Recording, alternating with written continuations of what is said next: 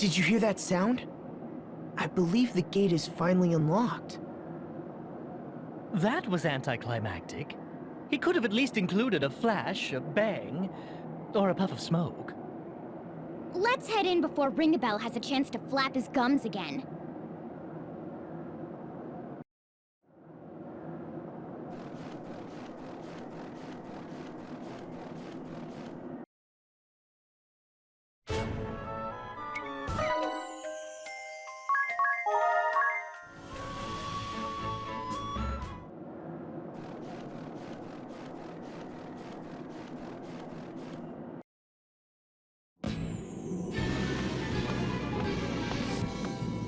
It's freezing in here. Even colder than it is outside. Look at all those paintings. Did we just stumble into an art gallery? They all have a sort of forlorn look to them.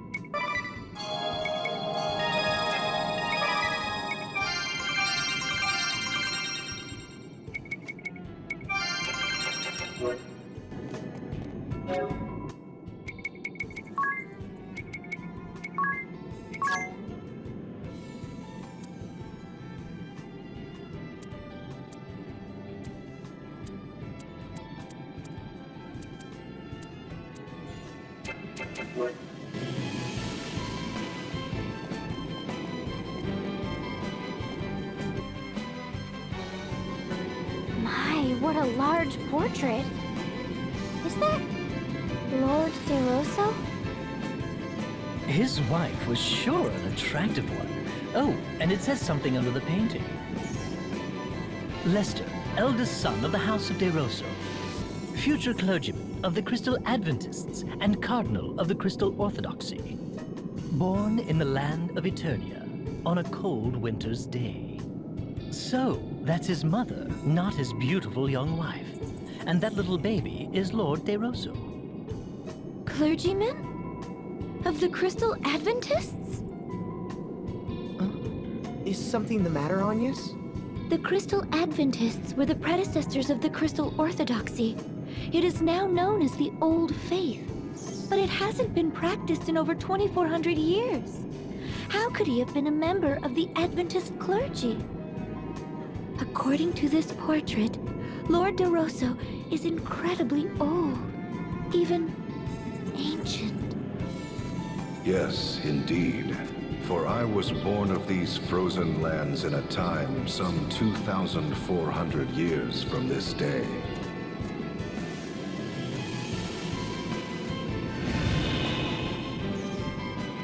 And this portrait?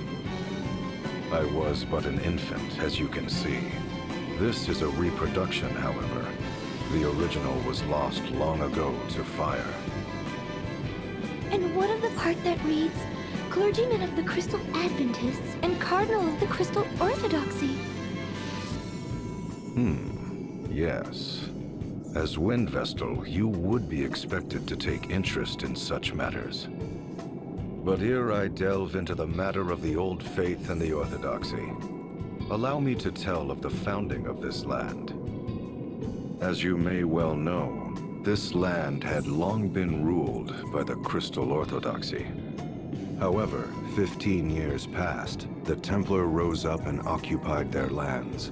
Thus was the Duchy of Eternia born. Or so I expect you have been taught. However, the Templar did not found a new state. In truth, he restored an ancient dynasty. He did? Long before the Crystal Orthodoxy ruled this land, it was known as the Kingdom of Eternia. In a time 2,400 years past, Eternia was a bountiful land blessed with 4 distinct seasons. The highlands were not as lofty as they are today. People and ideas flowed freely from other lands. The kings of Eternia were protectors of the Earth Crystal and the Crystal Adventists, ruling in peace for generations. To the west lay the castle of the House of DeRosso, hereditary dukes of Eternia with royal blood in their veins. Relations with the royal family were good, and ever did the kings of Eternia treat the dukes of our house with kindness. In return, the House of DeRosso did faithfully serve generations of Eternian kings.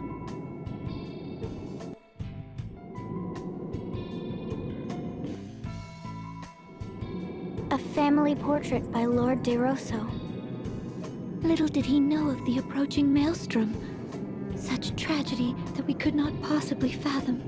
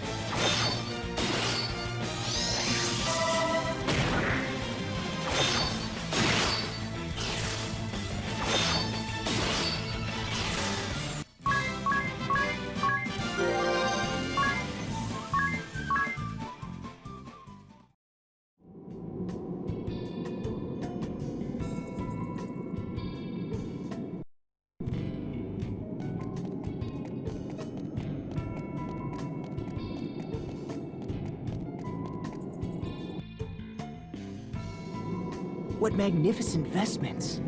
This must be none other than Lord De Rosso.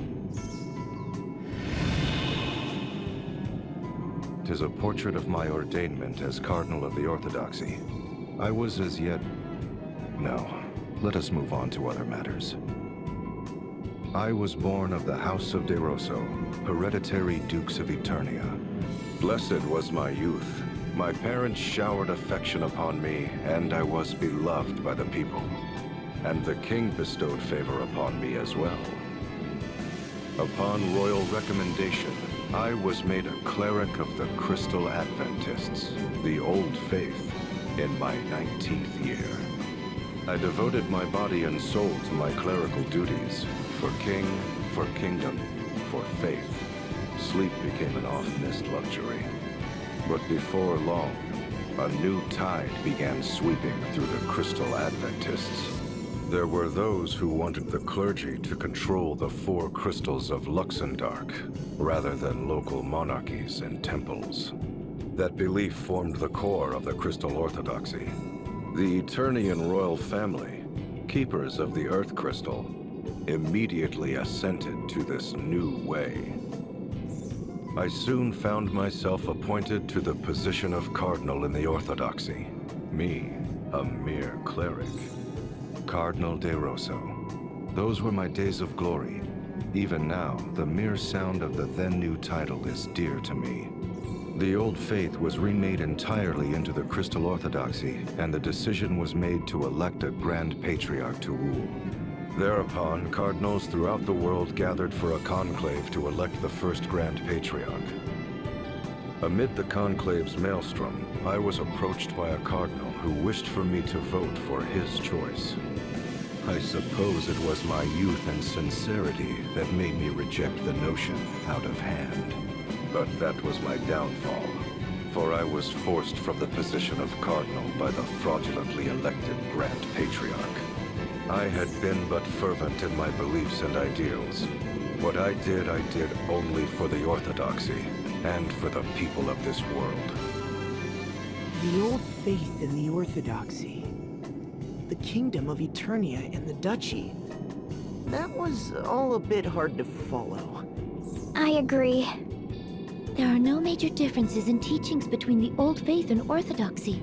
They both revere the 4 crystals. I have heard that the Adventists gave way to the new and truer ideas of the Orthodoxy and faded away.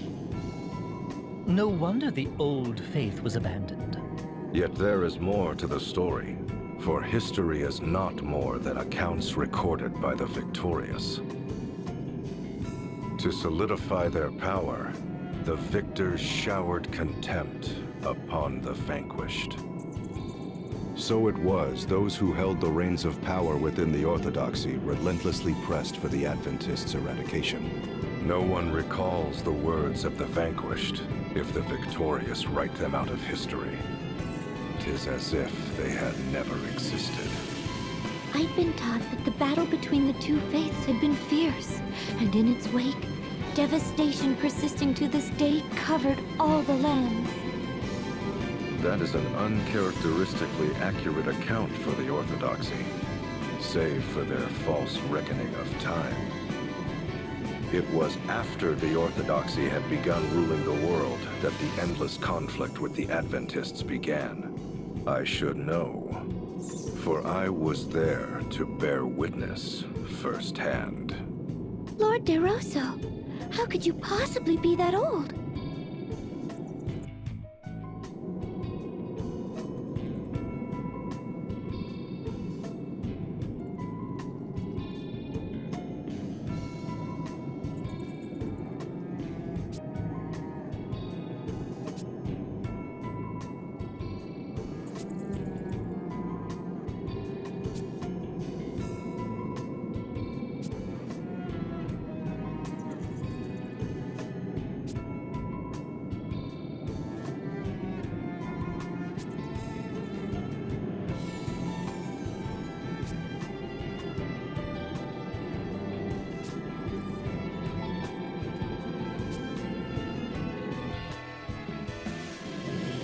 Lord De Rosso's ordainment portrait.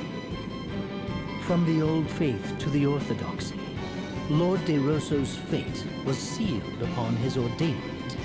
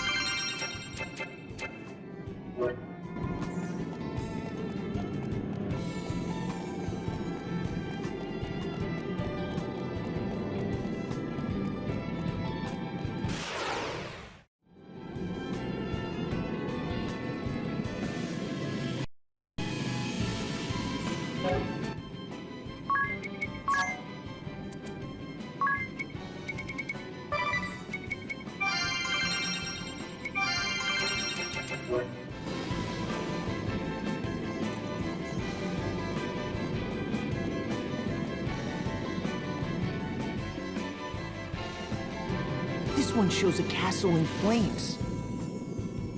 A large army surrounds it. It looks as if it could fall at any moment. Is this not this very castle? See, this is the western corridor right here. There's another castle burning in the distance. It's near where Eternian's central command is today. So then, that's the Orthodoxy's head temple in flames? Nay, the distant castle in flames belonged to the King of Eternia, and the castle in the fore. 'Tis the abode of my family, the House of De Rosso. But why? Why would such a terrible thing? The kingdom of Eternia was suddenly beset by a great host from another land. We would later come to know that it was a four-state coalition sent by order of the Crystal Orthodoxy. They had been told the King of Eternia sought a return to Adventism and was arming for war against the Orthodoxy.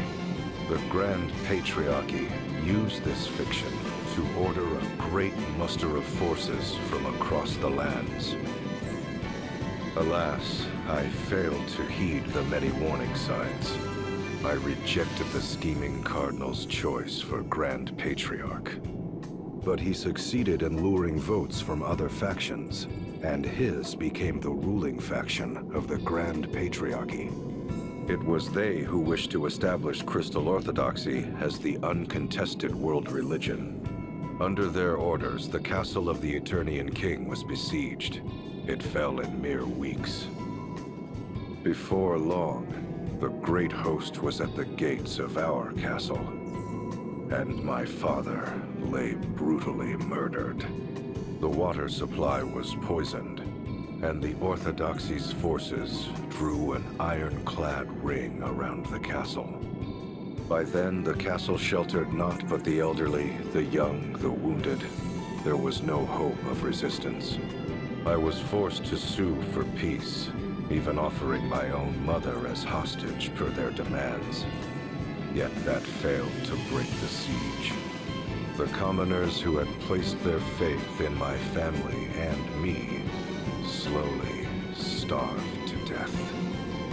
It was then that a letter arrived from a man. That man was the cardinal who had sought to influence my vote. The fiend was now the officer in charge of the attack. He wrote that he would not accept my surrender. Such was the hatred he bore for me. Such hatred that he was willing to let countless innocents die. My mother had been murdered. Our castle was consumed in flames. That is the painting you see here. How could the Orthodoxy do such a thing? This all reminds me of what happened during the Great Plague. Indeed. Perhaps the Templar and I are not so very different. To be betrayed by what you believe in. To have your family and those you protect murdered. Though we do not see eye to eye, perhaps it is a shared sorrow that binds us.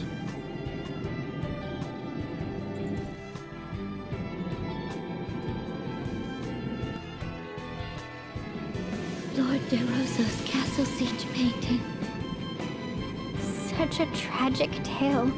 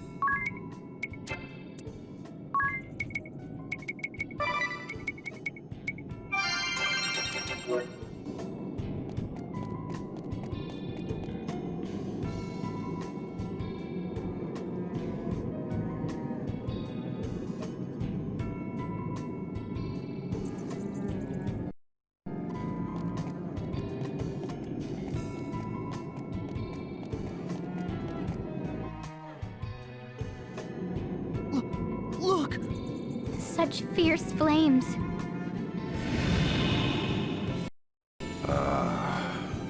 Though I wish not to remember that day, it is indelibly etched upon my mind. How did you survive? The Orthodoxy lay siege and would accept no surrender. My mother, father, relatives, and my people lay dead. It was then I set our castle ablaze. But as the flames began to lick my body, something slipped into me. Betrayed by the precepts I believed in, was I not bitter? Robbed of my beloved homeland, my dearest of kin, my people slain. Amid such despair, was I content to simply welcome death? Nay, I heard a voice. Accept me, and I shall grant life everlasting. Though it shall be filled with grief, thou shalt have all eternity to wreak vengeance upon thine enemies. Did I forge a dark pact with some fiendish entity that day? Or was it a rebirth, triggered by a future me, reaching back to the past? Panicked upon failing to find my body, the Orthodoxy chose to denounce my family and me as ghoulish vampires. Thus have I been living an immortal existence ever since. Then the name Vampire Castle is... A lie that has been perpetrated by the Orthodoxy for some 2,400 years. Though it is true I am immortal, I am no vampire. I find the smell of blood too revolting to ever drink it. Having said that, I have done naught to quell the rumors. In truth, I endeavored to embellish them. My ability to transform myself into a bat and grow these fangs are the fruits of many years. Long, long years of effort. Tell me, O Vestal of the Wind, what does the Crystal Orthodoxy have to say about the passing of the first Grand Patriarch? He chose the second Grand Patriarch and prayed for peace and the well-being of the faithful as he passed peacefully from this world.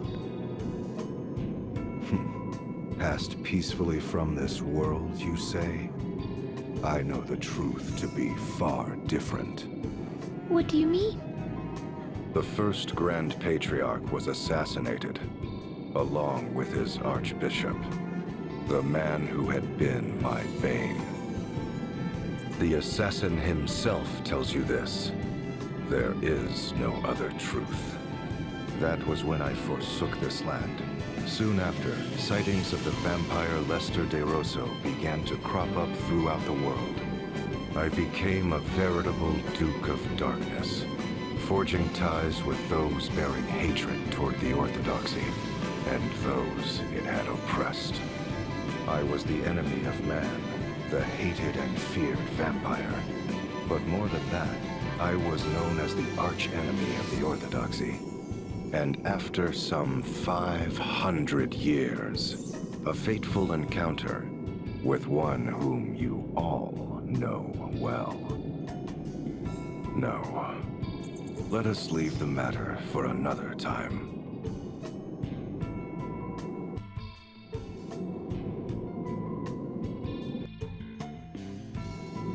The portrait depicting Lord de Rosso's immortality. He was granted everlasting life. He can't ever die.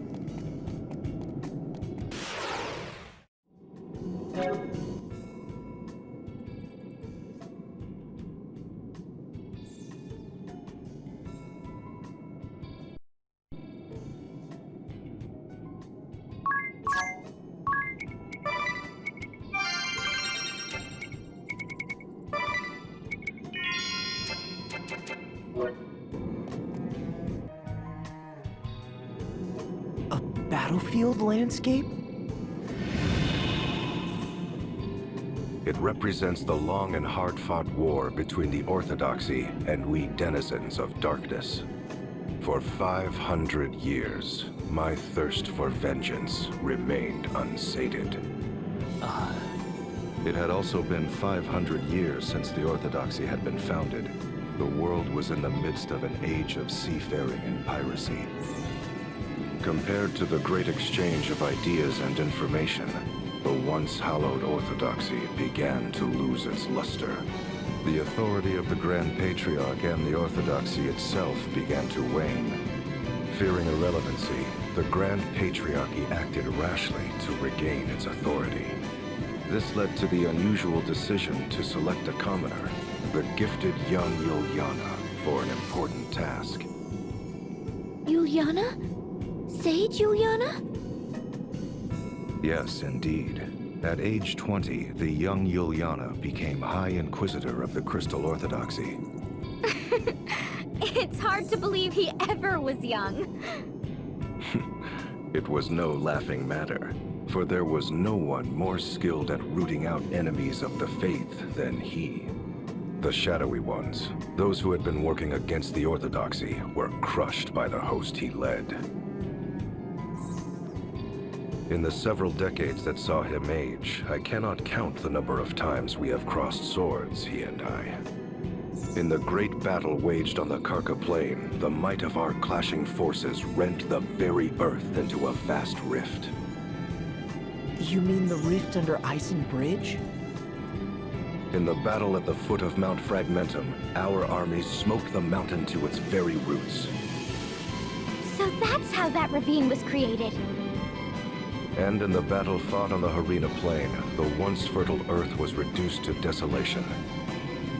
The loss of that fertile plain is believed to have ushered in the downfall of the Harina dynasty. To think any sort of battle could change the face of the Earth so. We fought our final battle 1,800 years ago on the Norende Heights in the land of Kaldisla. The Norende Heights? That's where the Great Chasm opened up! In the end, Yuliana, High Inquisitor of the Crystal Orthodoxy, utterly defeated me. Lord De Rosso, leader of the Shadows. You were defeated? But you're here with us today! Yes, well, there was more to that final battle than meets the eye. You see, I ceded the glory of victory to young Yuliana that day. I say young in my reckoning, for he was already 100 then.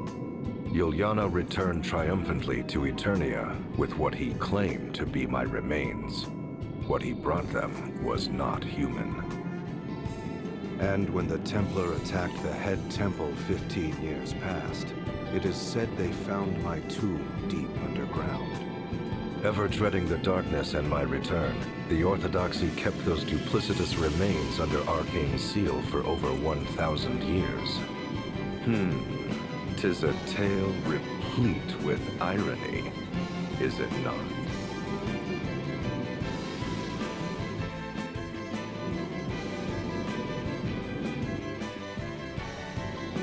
Lord De Rosso's war landscape. It's hard to imagine a war lasting 500 years.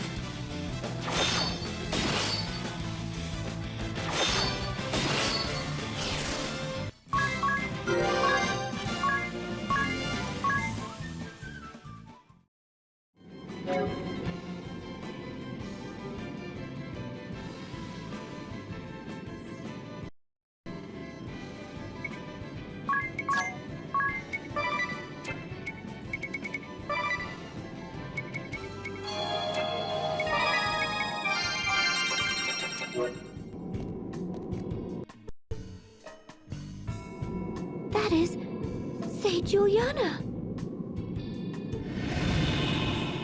Yes, indeed. No one would mistake such a man for young now. Having put down the blood-sucking Lord De Rosso, bane of the Crystal Orthodoxy, he became the first ever commoner to become an archbishop. Perhaps it was a small honor they threw his way, for he was already 101 years old and would not long count among the living. That makes it sound despicable. Agreed. The truth is, however, that was when Juliana's plot was at its most clever. The Sage's plot? What was he plotting? He was taking measures to separate you Vestals and the faithful among the people from the Orthodoxy's corruption. After serving some 80 years, he had witnessed firsthand how corrupt the institution had become. Should nothing be done, it would not be long before the putrid poison would do harm to the most innocent of the faith. So it was he vowed to rid the Orthodoxy of the source of this poison, the concentration of power. But how? For the great feat of defeating me, Juliana had been made archbishop, but in name only. But such was not key to his plot. Timing was the key. The proper time to separate the Vestals and the faithful from the Orthodoxy. And just what timing would that be? The great upthrust of the Eternian Highlands. At the time, the Highlands were not so formidable as they are today. But a colossal movement of earth and rock thrust the Highlands to lofty heights, thereby isolating Eternia from the world. Hold on a moment. He was waiting for the Earth to move? How could he have known when such an event would take place? I shall tell you in time. For now I will say this. Juliana bided his time till the Orthodoxy was cut off from the world. And at last, it happened. The Highlands ringing Eternia did thrust up to about half its height today. The Orthodoxy-ruled Eternia now found itself completely isolated, for this was an age preceding the airship. And while the Earth Crystal remained in their keep, control of the crystals of fire, water, and wind was returned to their respective temples. This, what you believe to be the true form of crystalism, is the fruit of Juliana's efforts. That was the Sage's doing? I won't ever call him a miserable old lech again. Sage.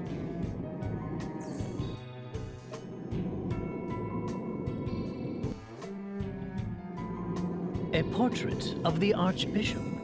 He looks just as he does today, save for that elaborate attire.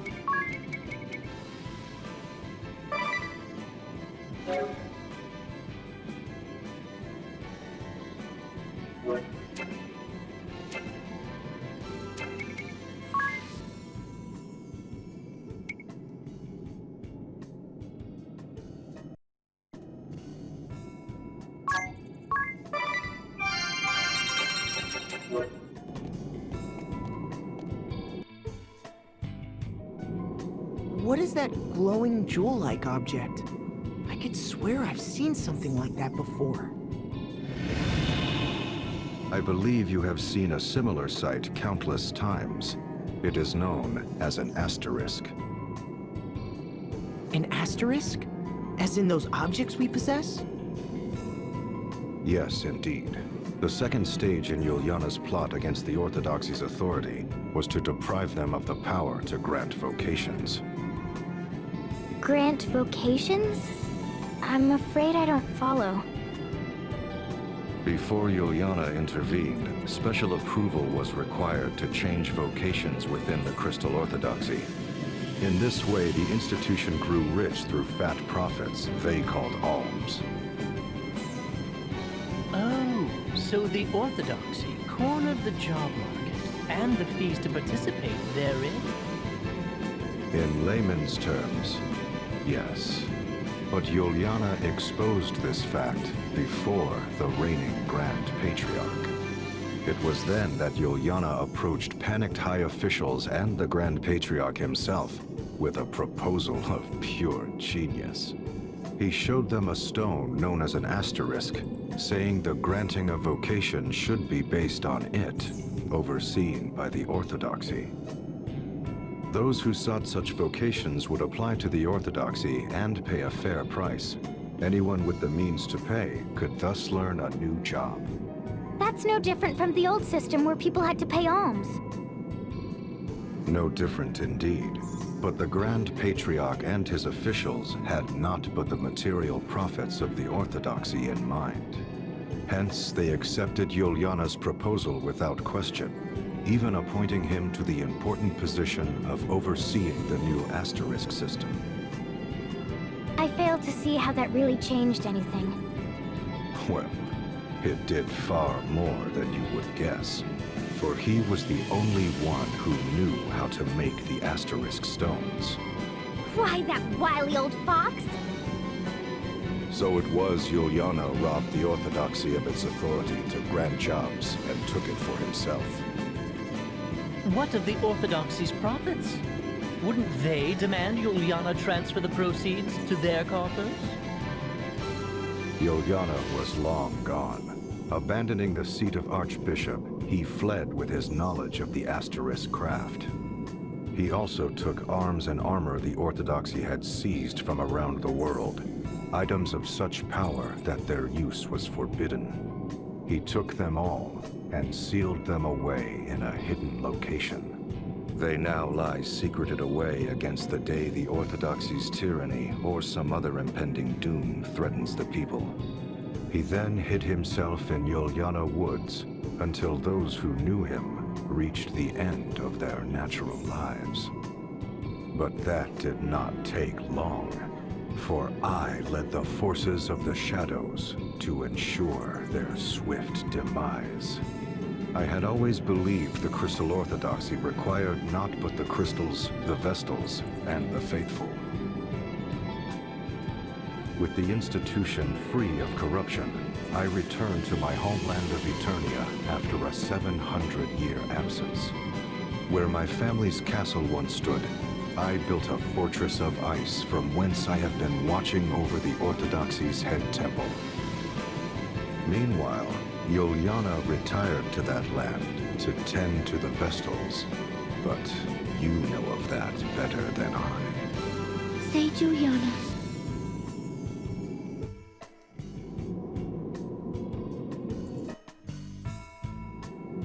The asterisk painting. Sage Juliana created asterisks to chip away at the Crystal Orthodoxy's authority.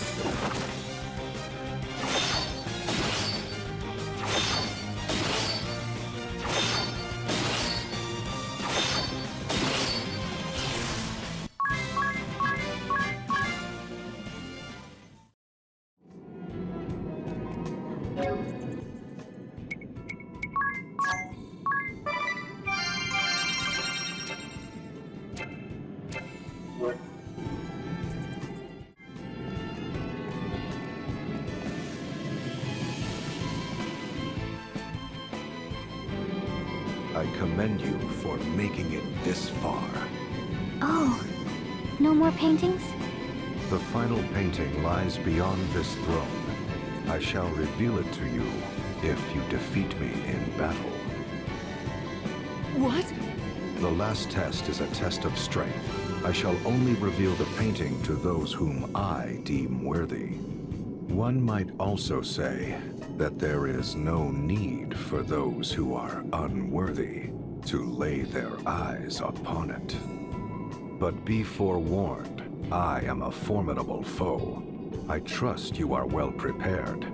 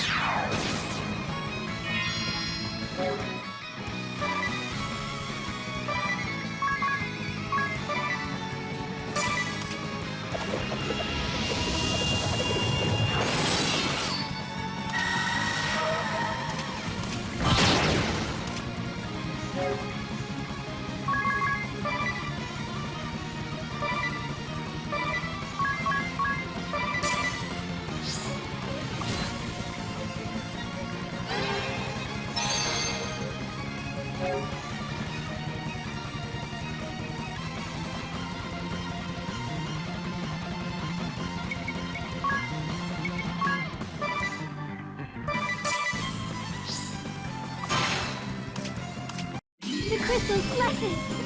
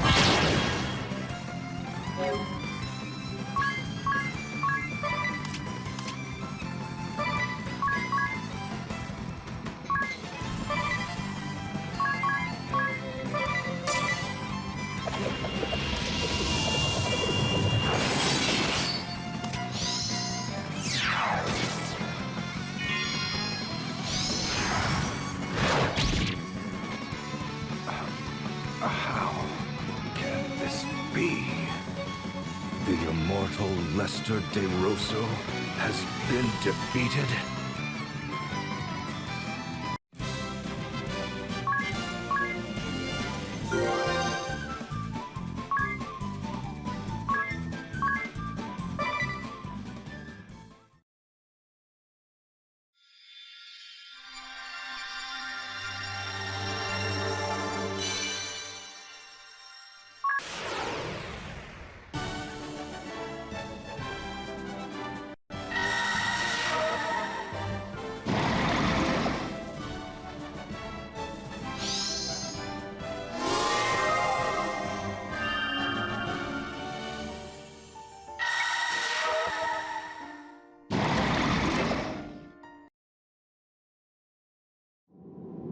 I am a man of my word.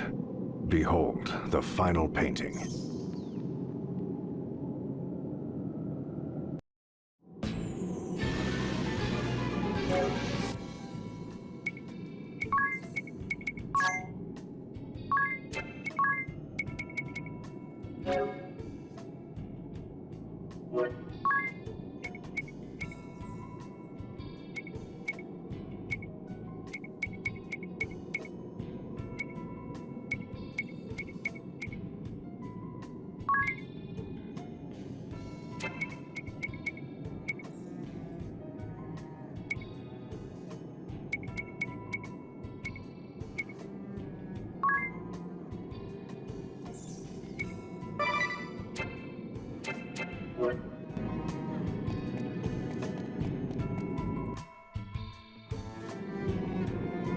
This painting. It is the angel descended from the heavens during my final battle against Juliana. An angel? When we last did battle 1800 years ago, the battle raged 100 days. The mountains of Norende rent asunder. Knowing the battle was reaching its end, I mustered the last of my strength to cast my greatest of spells. As my final attack surged forth, the angel did descend from the skies over Norende. Are you sure it was an angel? Verily so, for there are no other words to describe her. For a moment, Yuliana and I stood captivated. Before we realized it, our struggle was forgotten. We both tended to the angel. But the angel lost her light. Her wings were shattered and her body torn asunder. There seemed little hope she would live. When she came to her senses, she trembled with fear. Yet with little remaining strength in her body, she made unto us an appeal. What appeal? What did the angel say to you? Here, she passed from this world. She slipped in and out of consciousness over many a day. In between ever-growing periods of unconsciousness, it was all she could do to mutter incoherently. A trap most vile, such a fool am I, the warriors of light, if it's not too late. These she would repeat over and over. When she did come to her senses, she would speak of the calamity that had befallen her. She spoke of how Luxembourg was on the brink of doom, and spoke with precision of the events that has heralded its coming. She herself was surprised to find that she knew of details of our past, and events of the future as well. The struggle between the old faith and orthodoxy, the tragedy that would befall my family, my immortality, even events of the distant future.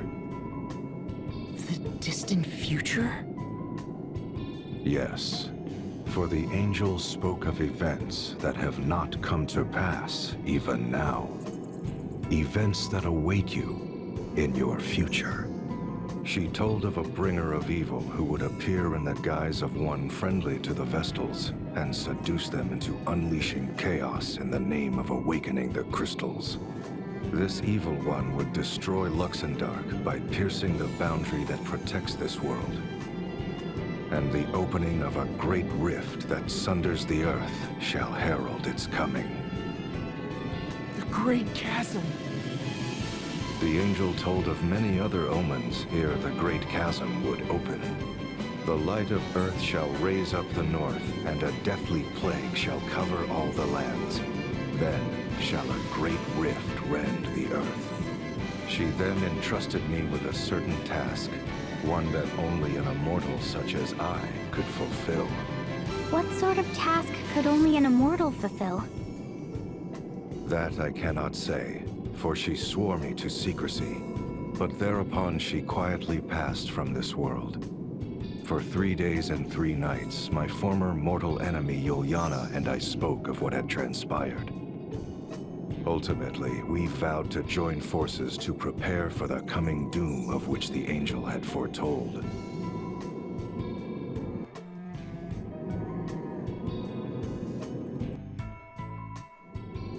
The painting of the angel. It all started with this fateful meeting.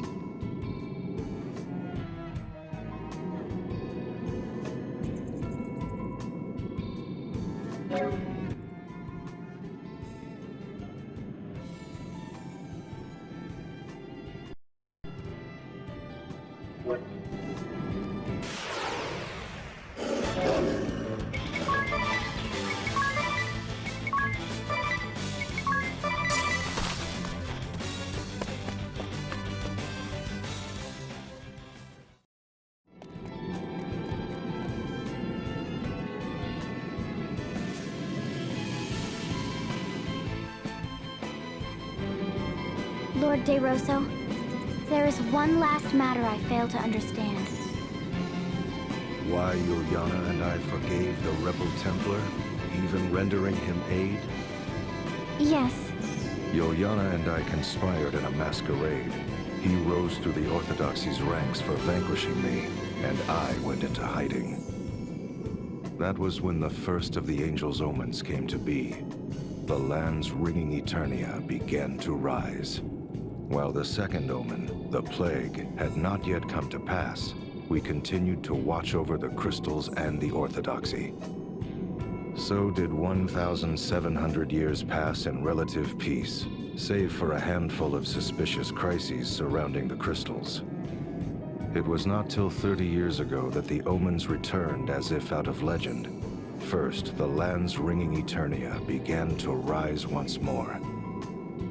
10 years later, the Great Plague struck, whereupon I knew the Great Chasm was coming. It was then that we began our preparations to strike.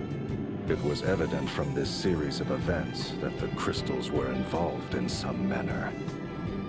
Before the appearance of the Great Chasm, we would assault the temples and seize the crystals. We readied our forces for this plan. I entrusted the task to the Templar, a former cleric of the Orthodoxy.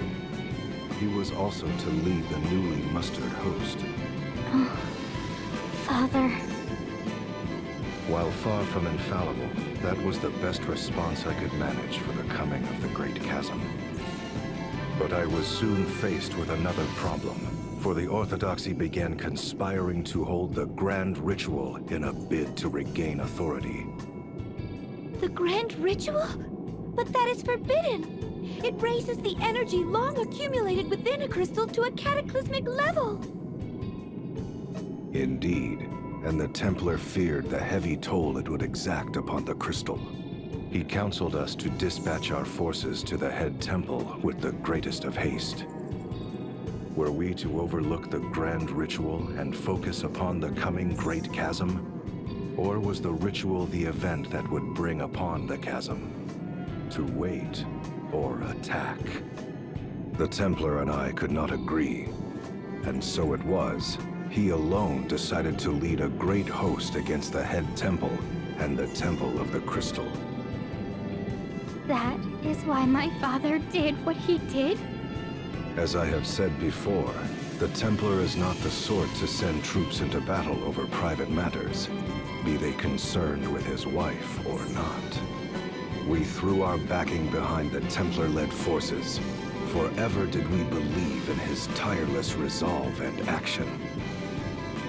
And though the one we backed is the one you have defeated, that is perhaps but a small link in the great chain of events of which the angel foretold.